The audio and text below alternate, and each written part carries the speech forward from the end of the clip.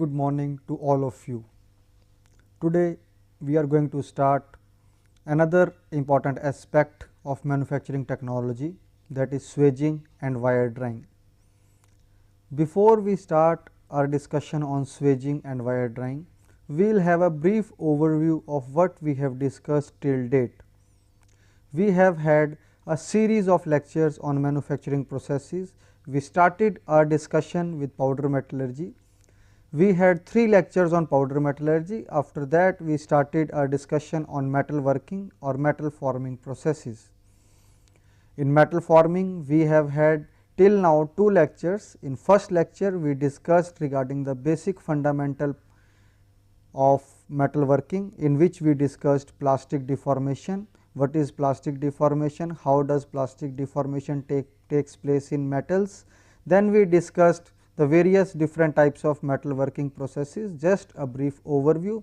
Later on we went on to discuss the relative advantages and disadvantages of hot, warm and cold working processes.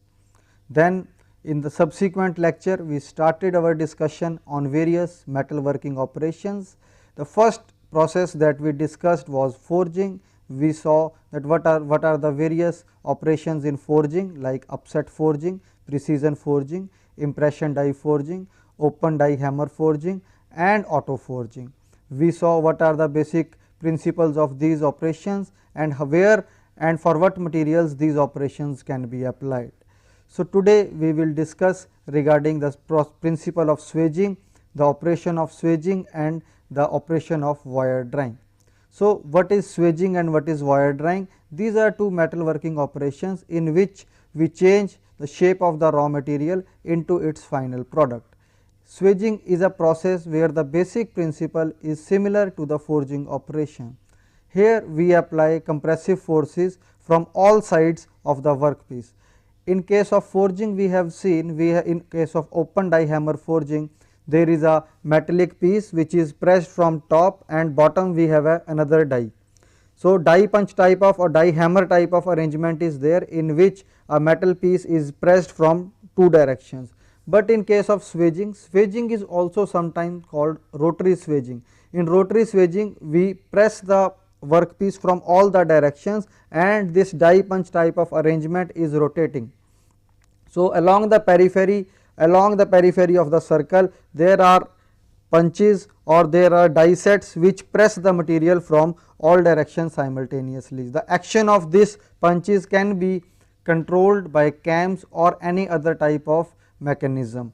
So, we will discuss what is swaging, what are the different types of shapes that we can make use of swaging and what are the basic principles of wire drying. Now, swaging.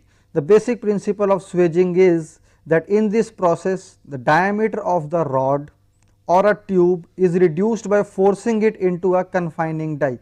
So, a confining die will have the dimension according to the final dimension of the rod or the tube that we want. If we want to make use of a tube, we will make use of a mandrel in that process. So, basically swaging is a process in which the diameter of the rod or a tube will be reduced by forcing it through a die. So, what will be the material of the die, what is the shape of the die, that we will see in the part of this lecture. So, in case of swaging, a set of reciprocating dies provide radial blows to cause the metal to flow inward and acquire the form of the die cavity. Now, the die cavity is there and a set of reciprocating dies are there. So, the dies will have a reciprocating motion and radial blows will be given to the job. Now, suppose we take one example. The example can be that there is a rod or there is a tube on which we want to put some impression or we want to engrave something on the periphery of that rod. So, we can subject it to a process of swaging. For example, the cables, if we want to put something on a cable or put some special type of feature on the cable, we can use the process of swaging. So, radial blows are given. Radial blows means along the radial direction, from all the directions we will give the radial blows and we will be able to reduce the cross section. Also, we are able to impart some kind of special features onto the periphery or onto the circumference of the tube or the rod on which we are performing the principle of or the operation of swedging. So, a set of reciprocating dies provide radial blows to cause the metal to flow inward and acquire the form of the die cavity.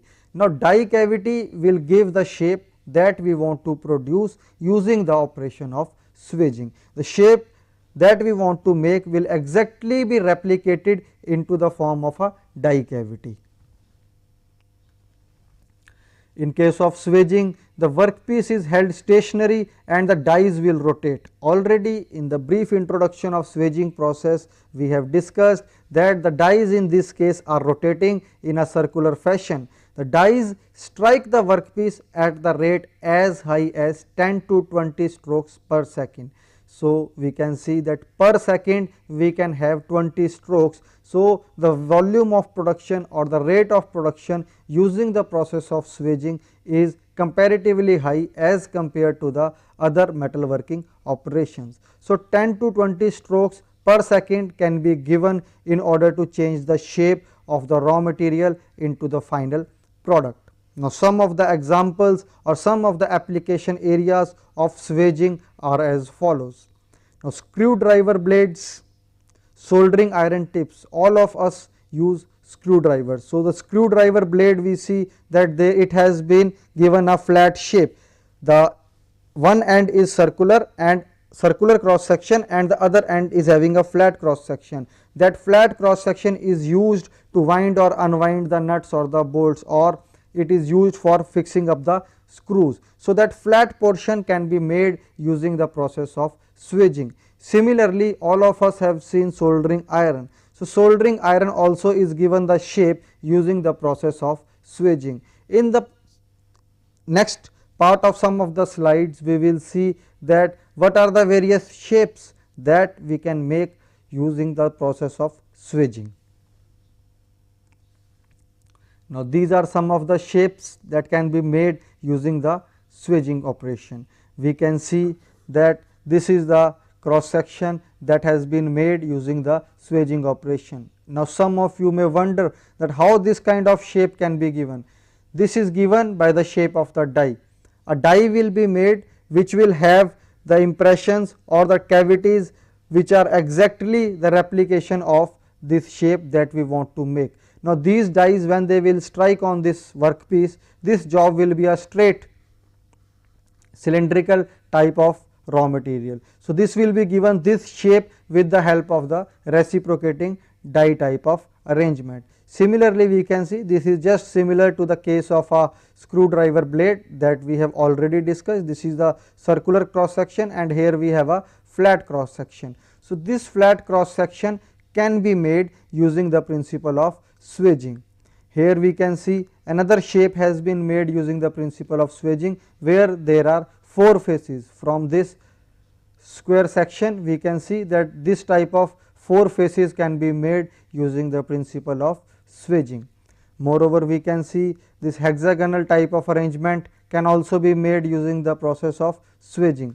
Here we can see another cross section has been developed and some kind of internal shapes can also be given using the process of swedging. So, swedging basically is a very versatile process in which we can develop different types of shapes depending upon the requirements of our final product.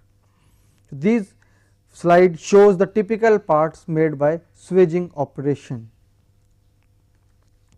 Now, coming on to the basic principles of swedging, the tube thickness and or internal diameter of tube can be controlled with the use of internal mandrel. So, now when we want to control the internal diameter or we want to control the thickness of the tube, we can use the mandrels. So, these mandrels can be of different shapes. Suppose we want to give a particular shape at the inner cross section or the inner side of the tube. So, that can be given using a shaped mandrel. We have a slide to discuss and to show that what are the various types of internal features or the internal cross sections that can be developed using the principle of swedging. So, now the tube thickness or internal diameter of the tube can be controlled with the use of internal mandrels. So, different types of internal mandrels can be used. For small diameter tubing, suppose we want to make a tube which is having the internal diameter very small. So in that case we may use a different type of a mandrel. If we want to give a shape to the inner side of the tube or the inner section of the tube, we will use a different type of a mandrel. Suppose we want to make a tube which is very thin or the diameter is very small, then we can use different type of a mandrel. So what type of mandrel will be used there? For small diameter tubing, a thin rod can be used as a mandrel. So the rod diameter will be very thin. Even internally shaped tubes can be swaged by using the shaped mandrel. So as in the first point, we have already seen that we can make shaped shapes or shaped tubes inside the shape will be given towards the inside periphery of the tube. So that we will see that what are the various types of shapes that we can give. So using shaped mandrel we can give internal shapes also. So swaging is the process is quite versatile. It is a very versatile process, as we have seen in one of the previous slides, that what are the different types of shapes that we can make use of the process of swaging. So when we can make use of different types of shapes, in case of swaging the process itself becomes very versatile. Moreover, shaped mandrels can be used to give internal features to the tubes, that also adds versatility to this process. The maximum diameter of workpiece that can be swaged is limited to about 150 millimeter. So the maximum diameter, there is a limitation. We can only swage the tubes or the rods whose diameter is less than 150 millimeter. So limited to 150 millimeter, the diameter or the maximum diameter is limited to 150 millimeters. But the workpiece is as small as 0.5 millimeter diameter have been swaged. So we can see that there is a range of diameter in between which we can subject the rods or the tubes to the swaging operation. Towards the maximum side the limit is at 150 millimeter, and towards the lower side the limit is at 0.5 millimeter. So we can swage the rods between 0.5 millimeter and 150 millimeters. So now this diagram briefly explains the principle of swaging. Though this is not a very complete diagram, we can see that the die has been shown.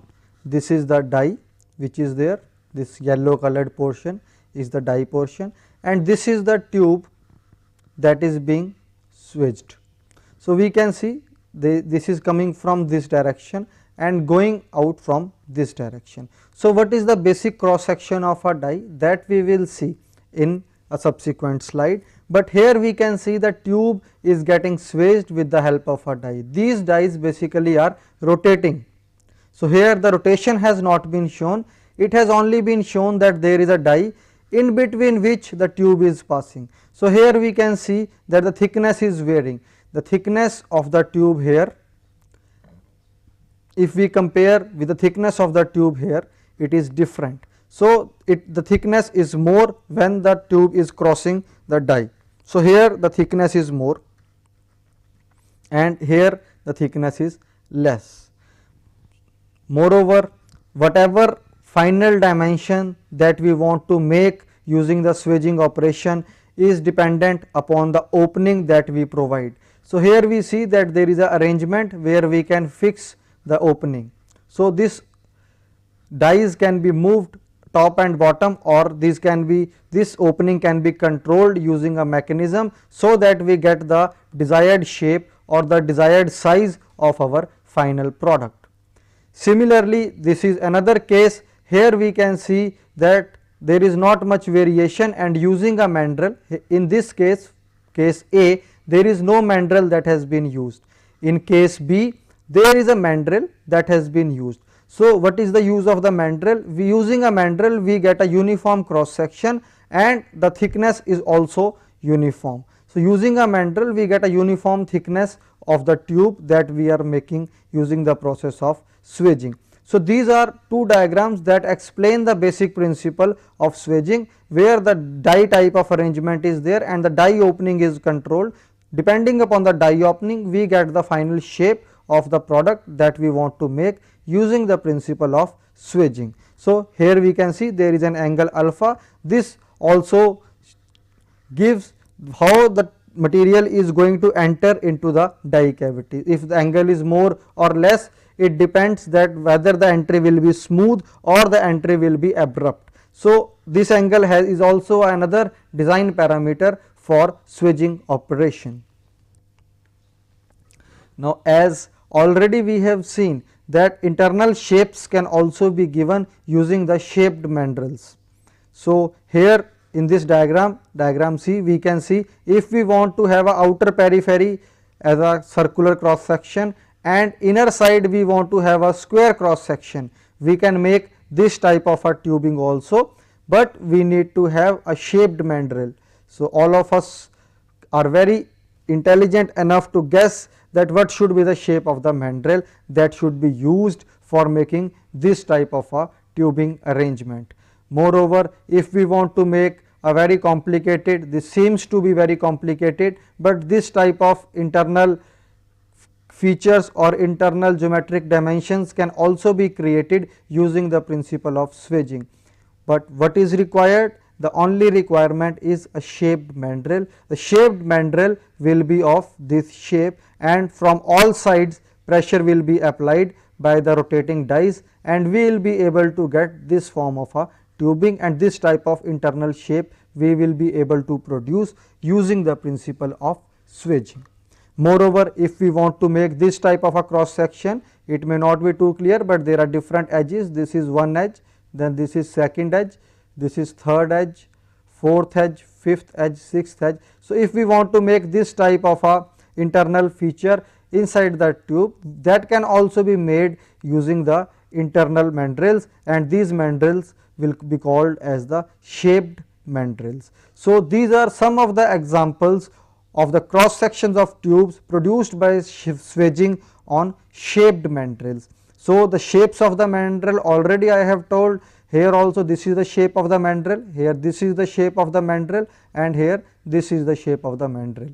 So, shaped mandrels will be used, and the swedging will be done from all the direction along the radial direction, and reciprocating dies will be used to pressurize from all the directions.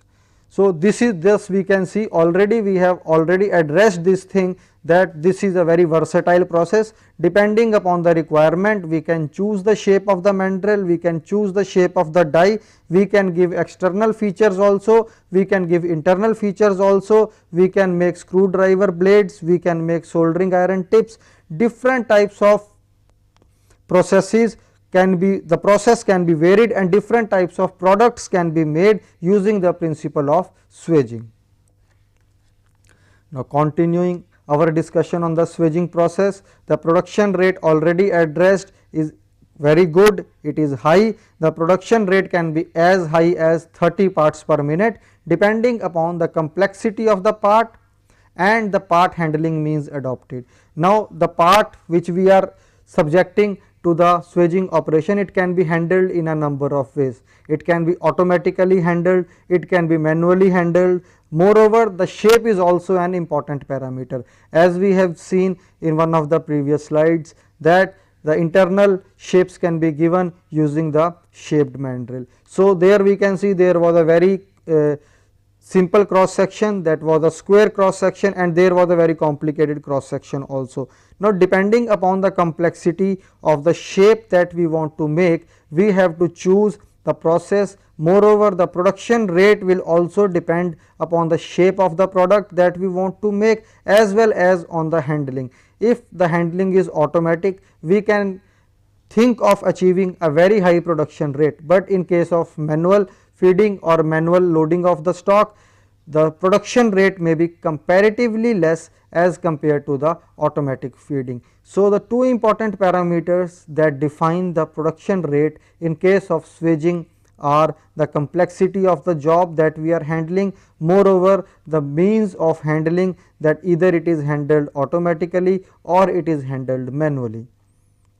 The parts that are produced by swedging have the tolerance in the range of plus minus 0.05 millimeter to plus minus 0.5 millimeter, and they have the improved mechanical properties. So, the tolerance range is also given. So, it can be in between the range of plus minus 0.05 to plus minus 0.5, and the mechanical properties will also improve in the raw material when it has been subjected to the operation of swaging.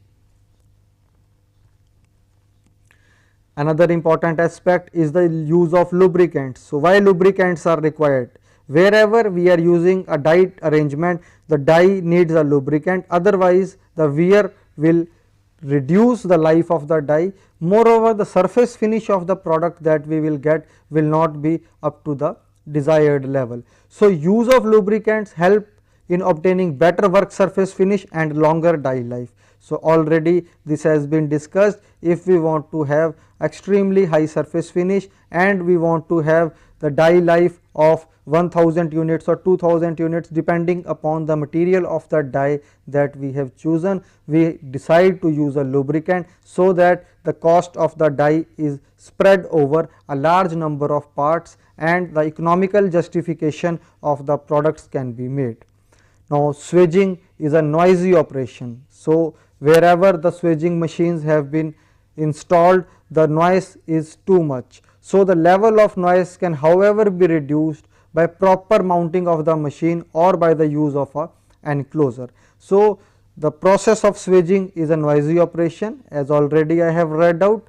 So, this can be controlled either by the use of proper mounting or by the use of an enclosure. So, suppose in an industry there is a section that is dedicated towards the swaging machines, it can be enclosed, or the section where the swaging machines have been installed, acoustically designed buildings can be there where noise absorbers are there, so that it does not make too much of noise and the workers who are working are not influenced by the or not affected by the noise that is being produced by the swaging operation.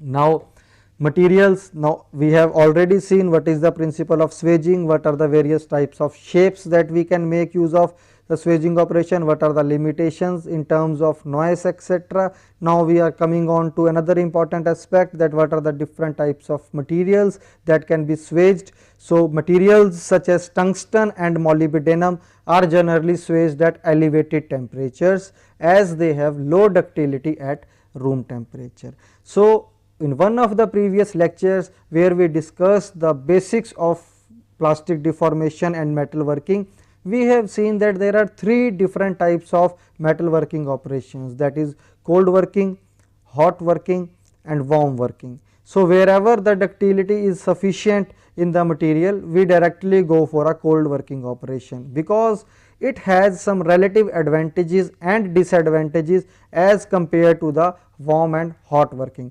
But wherever the ductility is not there, there we heat the metal to an elevated temperature, so that some kind of ductility is imparted to the material for plastic deformation. So, while swaging also, sometimes we have to work at an elevated temperature, specifically for materials like tungsten and molybdenum.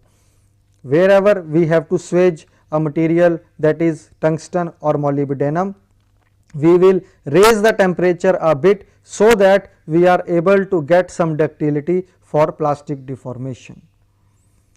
Hot swaging is also used to form long and steep tapers and for large reductions. So, reduction basically is that we are changing the cross section from one level to another level. So, the reduction is the reduction in the cross sectional area. So, whenever we want to have a large reduction, there we will go for an elevated temperature working or hot working operation. Wherever we want to have a small reduction in the cross sectional area, we may go for cold working operations. Now, depending upon the level of reduction that we want to have in the cross sectional area, we will make a decision that should we go for a hot working operation or should we go for a cold working operation.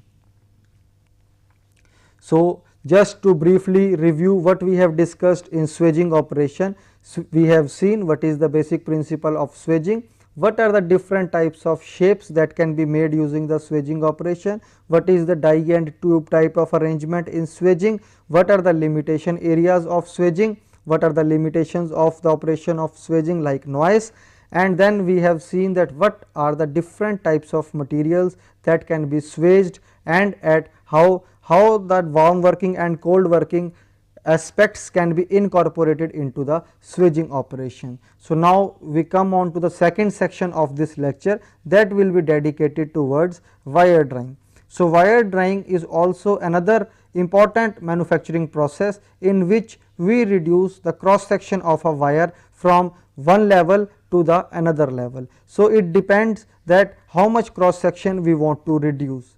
As we have seen yesterday in one of our lectures on forging, that the cross section is not reduced in one stage itself, the cross section is reduced in the number of stages. So, here also in case of wire drying, we are not going to reduce the diameter of the wire or the tube in one stage only, but it will be subsequently reduced in a number of stages. So, in this session or this part of this lecture, we will see what is wire drying, what are the different types of wire drying equipment, and we will try to understand the principle of wire drying in detail. So, all of us sometimes use guitar. We have, if we have not used guitar, we have at least seen the guitar, the strings of the guitar or the wires of the guitar, how they are made using the principle of wire drying. There are other types of wires that are in our daily use which are made using the process of wire drying.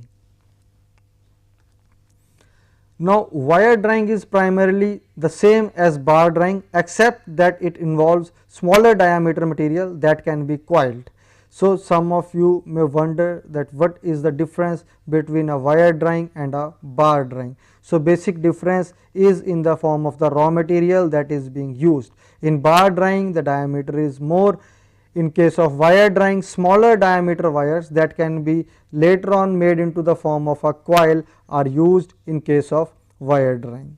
So, it is generally performed as a continuous operation on a draw bench. So, when we discuss the drawing equipment, there we will see what is basically a draw bench. So, it is generally performed as a continuous operation. So, continuous operation is a important point to mention here. In forging, we have seen that we make products that are discrete in nature. So, discrete products means that in one stroke of the hammer or a number of strokes of a hammer, first we will make one product. When that product is ready, it is a discrete product, we will take it out from the die, place it in the bin, again we will use the operation, another product will be made and it will be taken out and put into the bin. In this way, we make number of products, number of discrete products in the forging operation.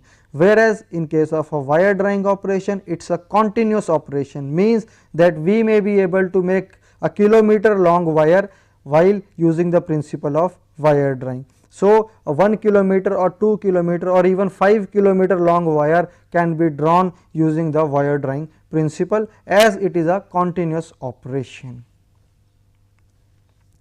Now, in case of wire drying, smaller diameter wire is generally drawn on tandem machines. Tandem machines, already I have told that there will be a series of machines in which the smaller diameter wires will be drawn, which consists of a series of die, each held in a water cooled die block. So, cooling arrangement is also there in order to avoid any kind of thermal shock or thermal failure of the wire. So, small diameter wire is generally drawn on tandem machines, which consists of a series of dies. Series of dies means the diameter will be reduced in a number of stages. In one stage, where we will reduce some section of the diameter, then another die will be used, then another die will be used, and when a subsequent dies are used, the diameter will be reduced from suppose x level to the y level. So, y level is the diameter that finally we want to achieve. So, from x we will come on to y, but at different stages using number of dies at each stage. So, we will have a cooling arrangement here. So, each die reduces the cross section by a small amount, so as to avoid excessive strain in the wire. So, now some of you may wonder that what is the need of putting so many dies, or what is the need of reducing the cross section at different stages. Why not to go in one stage only, we can reduce the diameter. although that is also possible, but there is a limit to the reduction in the area. If we go for large reductions, suppose we say that we are going to reduce the cross section by 60%, there are chances that large strains will be developed and the wire may fail. So, in order to avoid the failure of the wire, we have to go in subsequent steps. We are not going to go for a very high reduction in area to the tune of 60%. We will see that what are the limits for the percentage reductions that are possible in case of wire drying operation. Now, this is basically a wire drying arrangement. Here we can see, I will just read out the labels that have been given to this diagram. This is the starting stock in coil form, this is the starting stock, this is the diameter which we have to reduce to this diameter. So, this is the starting stock in coil form, then this is coming through this preformer box containing the lubricant, this is the lubricant, then there is a die. The opening of the die will decide that how much reduction we are going to get in this diameter. So, then there is a pull, we have a formulation or an analytical formula to calculate the die pull that we will see in the subsequent slides. So, this is the die pull which is being exerted. So, this is the drawn wire out of smaller diameter. So, here we see that there is a larger diameter, this is coming, this is picking up the lubricant from here, then this is passing through this die and there is a pull that is being exerted by this draw block. So, this draw block is rotating, the sign of rotation is shown here. This draw block, when it rotates, it pulls the wire from here and this is the drawn wire of smaller diameter. So, from bigger diameter we are achieving a wire of a smaller diameter. So, this is a wire drying on a continuous draw block. So, this is a continuous draw block. So, there is no limitation. So, whatever is the amount of wire that we can wind on this draw block, this will be able to go for that much continuous operation. So, it is not a discrete operation, it is a continuous operation. The wire will be coming from here, getting the reduction or getting reduced in this die arrangement, then it is being pulled by this draw block. So, the rotating draw block provides a continuous pull on the incoming wire. So, a continuous pull is being applied on this wire that is coming from the starting stock or in the coil form. So, here we see that this is the basic arrangement for wire drying. Now, this is another shape of the die that we are seeing here. Just to read out how the diagram has been labeled, this is the steel casing, this bigger portion, this is the steel casing. In between the steel casing there is a carbide die. So, this yellow portion, this gives the carbide die. Then there is a back relief angle that has been provided, there is a land that has been provided. This land will decide the size of the wire that we will get after the wire drying operation. Then there is a bell radius here, there is an entrance angle and there is an approach angle. So, this diagram we can say that this is showing the cross section through a typical carbide wire drying die.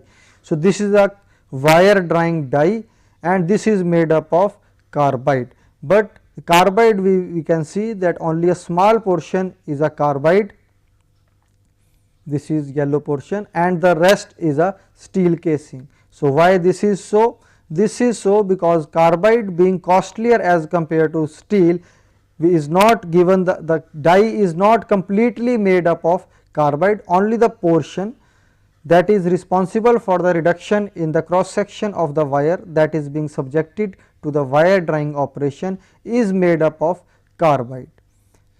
Then the other question that can be asked regarding this labeling or regarding this diagram is that what is the importance of giving these angles like entrance angle and approach angle.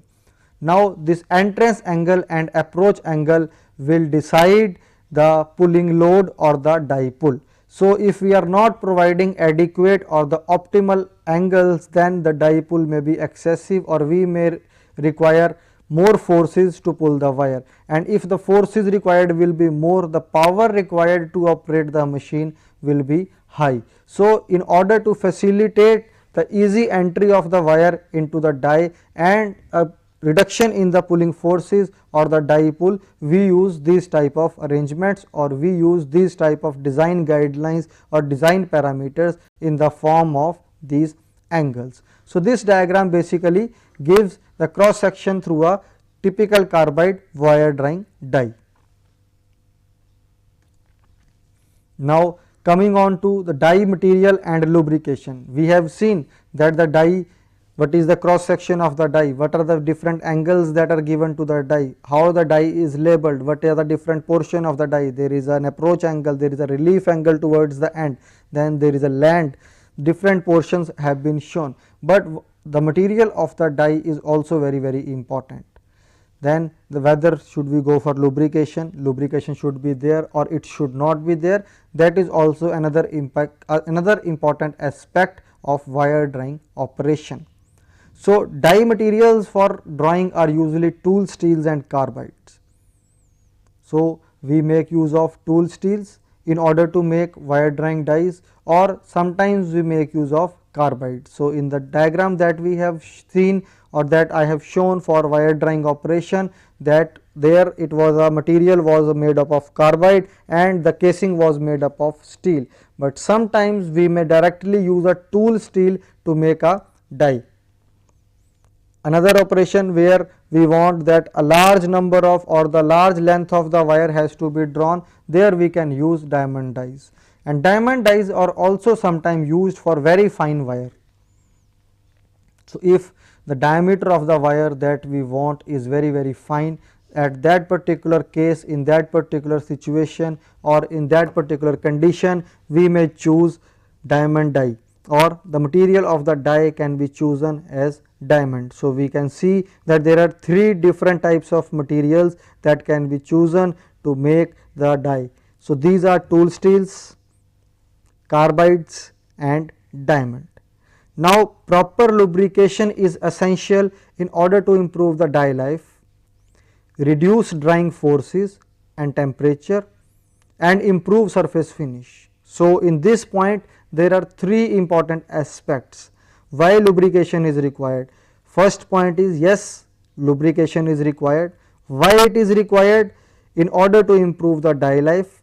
If no lubricant is there, the rubbing action or the friction between the wire and the die may lead to the abrasion or may lead to the wear of the die surface. So, in order to improve the life of the die, lubrication is an important process that should be carried out. In our diagram of simple wire drying operation, we have seen that the wire that is coming from the coil is getting lubricated before it enters into the die. So, lubrication is an important aspect to improve the die life. Similarly, I have told you that drying forces are also important. We need to reduce the drying forces in order to reduce the power requirement. So, in order to reduce the drying forces, we should lubricate the wire or we should lubricate our dies. Moreover,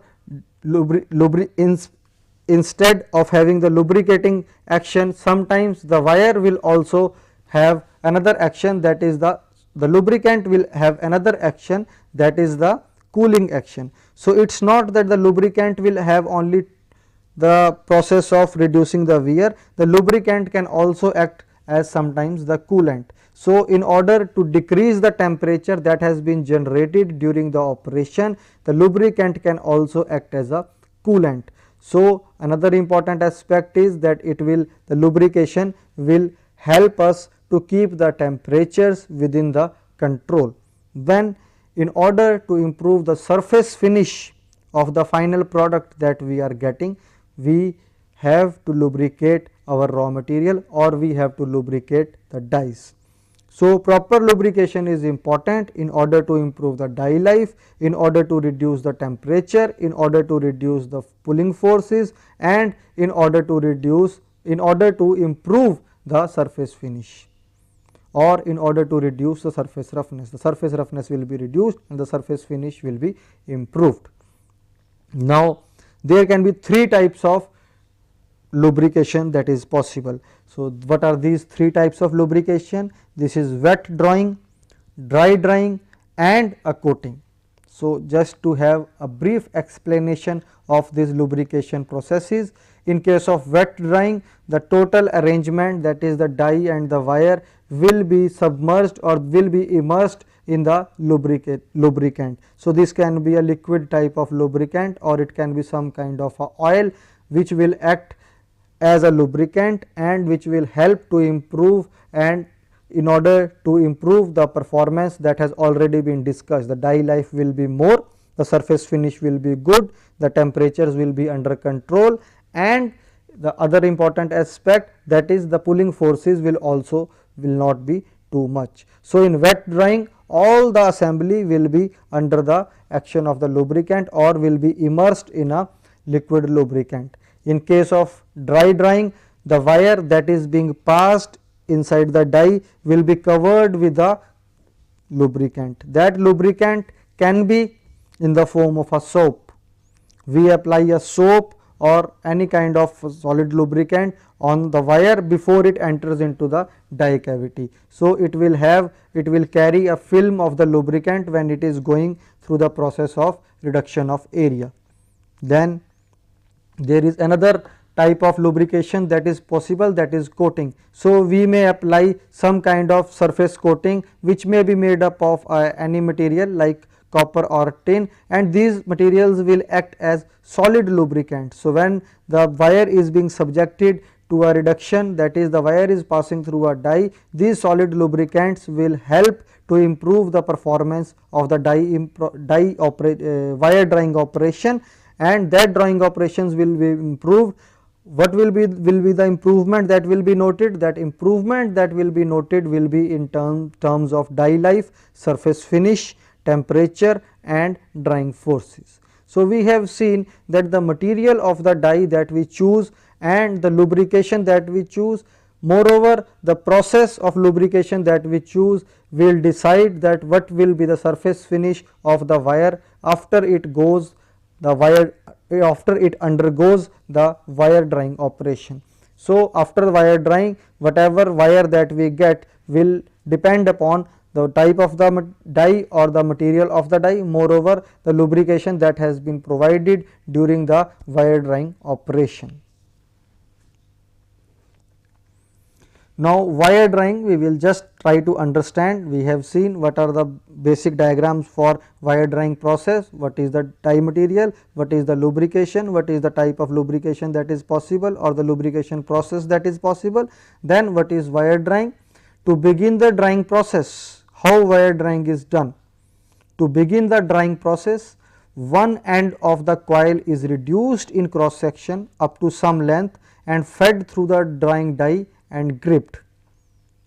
So, how the operation actually is performed? We have seen in one of the previous diagrams that the wire is coming from the coil and it is getting submerged into the or immersed into the lubricant, then it enters into the dye cavity and it is pulled by the draw block.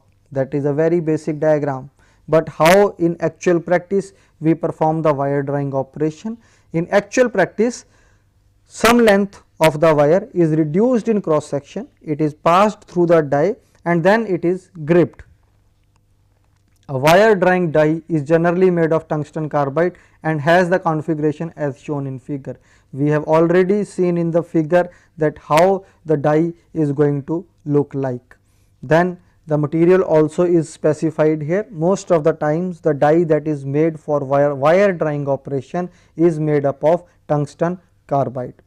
For drying a very fine wire, a diamond dye is preferred. Already in dye material and lubrication, we have seen that there are three types of materials out of which we can make a wire drying dye. That can be tool steel, that can be carbide or that can be diamond. So, diamond basically is used for drying wire which is of very small diameter or a very fine wire.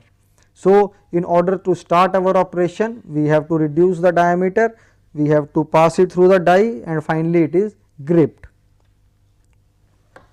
So, now large coil of hot rolled material of nearly 10 millimeter diameter is taken and subjected to preparation treatment before the actual drying process. The preparation treatment for steel wire consists of, so it is not that whatever wire we take, we are directly going to subject it to the wire drying operation.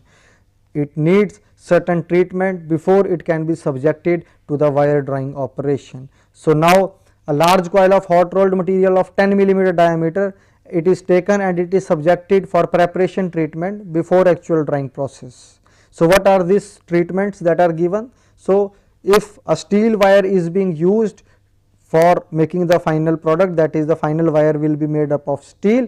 So the two operations that are done before the wire drying operation are, this is cleaning. First operation is cleaning before the wire drying. This may be done by acid pickling. So acid pickling is a process that can be used for cleaning the wire before it is subjected to wire drying. Then it can be subjected to rinsing and drying. It may be done by mechanical flexing also. So in order to clean the wire before it is subjected to the wire drying operation, we can go for all these processes that have been mentioned, like acid pickling, it can go for rinsing or drying, or it can go for mechanical flexing. So these processes have to be carried before the wire is subjected to the final drying operation. Then the another operation or the another treatment that has to be given before the wire is subjected to wire drying, that is the neutralization operation. So in neutralization, any remaining acid on the raw material is neutralized by immersing it in lime bath. So we have seen in first operation of cleaning, we are using acid pickling. So any remaining acid that is there on the wire, that can be neutralized by immersing the wire into a lime bath. The corrosion protected material is also given a thin layer of lubrication or a thin layer of lubricant. So any material that has to be protected from corrosion can be given a layer of the lubricant, so that it do not corrode or it do not rust. So we have seen that before the wire is subjected to the operation of wire drying, we have to clean it and we have to neutralize it. So cleaning and neutralization is important if we want to get the wire or the final product according to our desired specifications, according to our desired quality level and according to our desired tolerance level. So these are some of the analytical terms in relation to wire drying. So what are the wire drying terms? First one is the draft, that is DO minus DF. So what is DO and DF? DO and DF are the original and final diameter. So the draft can be defined as the difference between the original and the final diameter. Similarly, percentage reduction in area is given by AO minus AF divided by AF multiplied by 100, which can be written in terms of the diameter. In terms of diameter, the equation can be written as DO square minus DF square divided by DF square multiplied by 100. So what is DO and DF?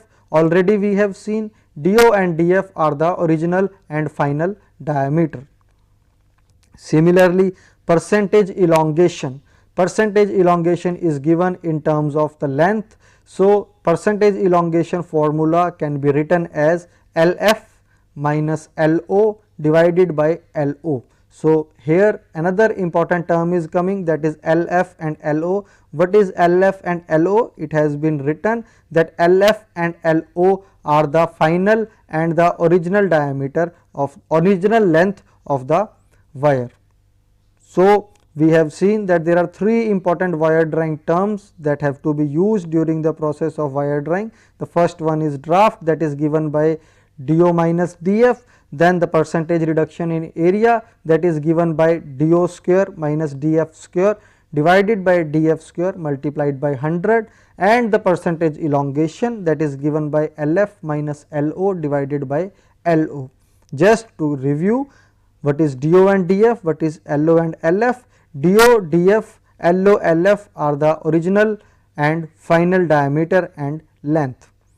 AO and AF are original and final cross sectional areas. So these wire drying terms are useful when we go into the analytical formulation or wherever we calculate the percentage reduction in the area or wherever we calculate the pulling forces or the dipole. Now, wire drying, the another important aspect is the reduction in the cross sectional area. So, in one of the previous slides we have seen that we cannot reduce the cross sectional area in one stage itself, it has to be reduced in a number of stages. So, now reduction in cross sectional area per pass may range from near 0 to about 45%. So, the reduction in cross sectional area can be ranged from, or the range for reduction in cross sectional area is from 0 to about 45%. Reductions, somebody may question, somebody may ask that why the reduction is limited to 45% only, why not go beyond 45%. So, reduction of more than 45% may result in lubricant breakdown and resultant surface finish deterioration. Although we can go for reduction or percentage reduction of more than 45% also, but there are problem areas, there are certain limitations attached with the selection of reduction area more than 45%. So, what are these problem areas? These problem areas are that the surface finish or the quality of the wire that we will get may not be that good, may not be according to our desired quality standards. Moreover, the lubricant or the coating that has been provided on the wire may tear off. So, the lubricant breakdown or the coating breakdown may take place and the resultant finish may not be up to our desired level. Moreover, after the reduction we have a sizing pass also. In sizing pass we take care of the size of the material. This is not going to go for a reduction. In case of sizing pass, the reduction will be very minute, or sometimes there may be no reduction also. In sizing pass may also be taken on rods to improve surface finish and dimensional accuracy. So, the importance of sizing pass is to improve the surface finish and the dimensional accuracy. If some surface profiles are not according to our desired level, we can make use of a sizing die, we can give a sizing pass to the wire so that our dimensional accuracy is good as well as the surface finish is good according to our desired levels. Now, wire drying for a single cold drying pass. So, wire drying can also be done at an elevated temperature depending upon the material for which we are subjecting the wire drying operation. So, for a single cold drying pass, the percentage area reduction that can be done depends upon the following factors. So, we have already put a limit that it can be from near 0 to about 45% reduction, but for a single cold drying pass, the percentage area reduction depends upon a number of factors. What are these factors? The percentage reduction depends on the type of the material, already we have seen, because the strains are quite high. So, it depends that whether that material is able to sustain that much amount of strain or not. So, the type of material will decide the percentage reduction, and then its size will decide the percentage reduction, initial metallurgical conditions will decide. Moreover, the final shape that we want to make, that will decide that how much reduction we should have in a single pass.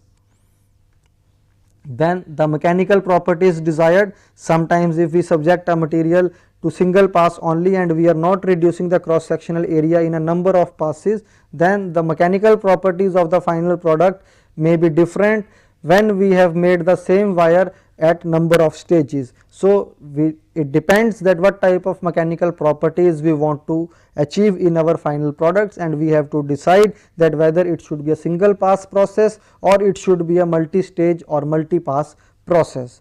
Moreover, the die design and the lubrication efficiency. So, number of factors will decide that how much percentage reduction should be given in a single pass in cold drying process. So, the percentage of area reduction can go per pass up to nearly 50%. We have put the limit from 0 245%, but it can go up to a maximum of 50% also. Now it depends upon all these parameters that we have seen: the initial size, the final mechanical properties that we want to get, the final surface finish that we want to get, or what is the design of the die, what is the lubrication efficiency, whether we are able to get proper lubrication or not. So all these parameters will decide that what should be the percentage reduction in area in a single pass. So the percentage of area reduction per pass can range from near 0 to 50%. So here we come to the end of this lecture on swaging and wire drawing. Although some portion of wire drawing like die pull, tube drawing, that we will discuss in our next lecture, that will be dedicated towards sheet metal operations. So in order to summarize what we have discussed today, we started our discussion over with a brief review of what has been discussed in our previous lectures. Then we started discussing the process of swaging, what are the different types of shapes that we can make using the swaging operation. We discussed the versatility of the swaging operation. Then we went on to discuss the basics of wire drawing operation. In wire drawing we saw that what is the shape of the die, what is the material of the die, why lubrication is given, what are the different types of lubrication arrangements that can be given, different types of lubrication processes. Then we went on to discuss the fundamentals of wire drawing and the fundamentals of percentage reduction of area. So that's all in this lecture on swaging and wire drawing. Thank you.